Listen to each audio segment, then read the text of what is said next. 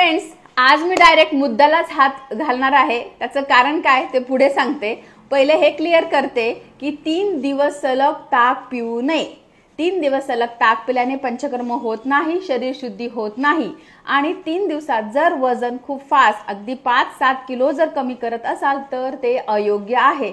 कारण काय आहे की मागच्या व्हिडिओमध्ये टायटल दिलं होतं की 3 दिवस सलग ताक प्यावं का, त्याने पंचकर्म शुद्धी होते का, त्याच्या पुढे क्वेश्चन मार्क होता।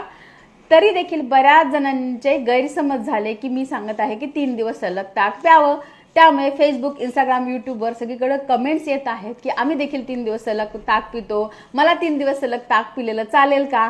बरं, प्रत्येक कमेंट्सला मला उत्तर देणं शक्य होत नाहीये। कमेंट्सवर जर कमेंट असतील दुसऱ्यांच्या तर त्याचं मला नोटिफिकेशन येत नाही।